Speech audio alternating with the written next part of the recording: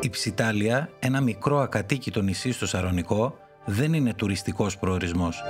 Είναι το τελικό σύνορο για τα λίμματα της Αττικής, εκεί όπου καταλήγει το αποχετευτικό σύστημα μιας μητροπολιτικής περιοχής 4 εκατομμυρίων κατοίκων.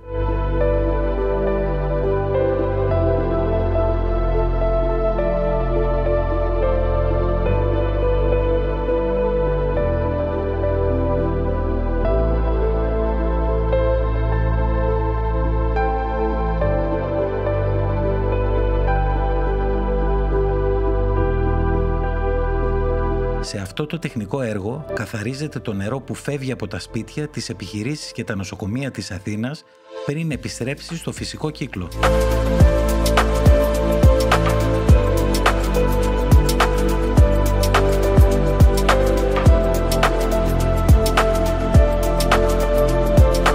Καθημερινά, τεράστιες ποσότητες λιμάτων φτάνουν στην εγκατάσταση και μέσα από μία σειρά από στάδια καθαρισμού, από τη μηχανική απομάκρυνση στερεών μέχρι και την απολύμανση, το νερό καθαρίζεται ώστε να μπορεί να επιστραφεί στη θάλασσα με ασφάλεια.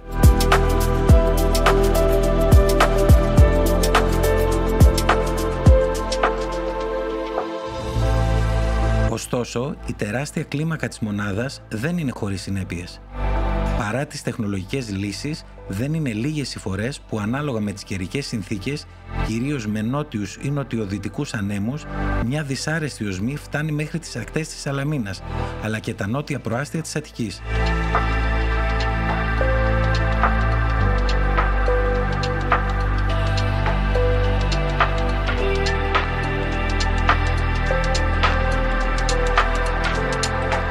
Η Ψιτάλια λειτουργεί με μερική ενεργειακή αυτάρκεια, αξιοποιώντας τα υπολείμματα του καθαρισμού για παραγωγή ενέργειας, μειώνοντας έτσι το περιβαλλοντικό της αποτύπωμα.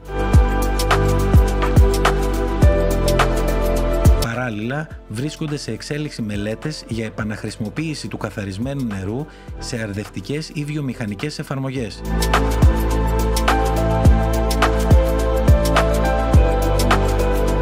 Η Ψιτάλια είναι απαραίτητη, όχι επειδή είναι τέλεια, αλλά επειδή χωρίς αυτή η υγιεινή της πρωτεύουσας θα ήταν αδύνατη.